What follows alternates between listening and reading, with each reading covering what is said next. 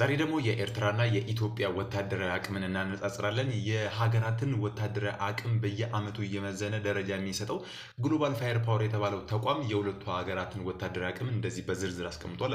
እንግዲህ ኢትዮጵያ ከ300,000 በላይ አክቲቭ ወታደር ከ180,000 በላይ ደግሞ ተጠባባቂ ኃይል አላት። በተመሳሳይ ኤርትራ ከ200,000 እስከ 250,000 አንዳንድ መረጃዎች እስከ 300,000 እንደሆኑም ይገልጻሉ። አክቲቭ ወታደር አላት። በዚች ሀገር አንድ ሰው እድሜው ከ18 እስከ 40 ክልል ጊዜ ውስጥ ባለበት ወቅት የሀገሪቱን ሚሊታሪ ለ18 ወራት የማገልገል ግዴታ አለበት። ይሄ እንደ ማንዳተሪ ነው። ሚሊታሪ በጀት ወሳኙ ነገር ኢትዮጵያ በ2023 ለሚሊታሪዋ 1.5 ቢሊዮን ዶላር በጅታለች። ኤርትራ $500,000 በጅታለች። እንግዲህ ኤርትራ የጂዲፒዋን 6.3% ነው ለሚሊታሪ የምታውለው።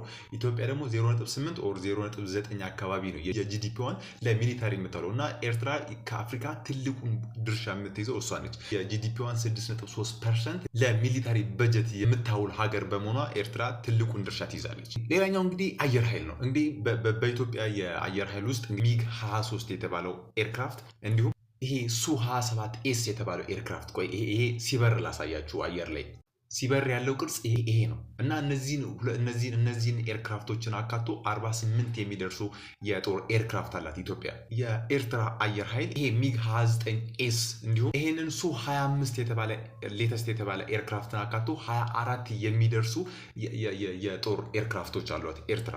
ሌላኛው የሁለቱ ሀገራት የጦር ታንካቸው ነው። ኢትዮጵያ 400 የሚደርሱ የጦር ታንኮች አሏት። ኤርትራ ደግሞ 700 የሚደርሱ የጦር ታንኮች አሏት።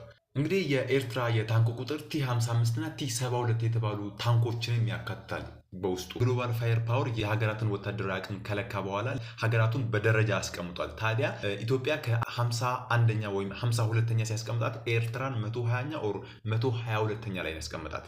በቀጣይ የኪም ጆንጉን ሀገርን ኖርዝ ኮሪያን ከሳውዝ ኮሪያ ጋር እናነጻጽራለን፣ የሁለቱ ጎረቤታሞች ሀገርን ሚሊታሪ።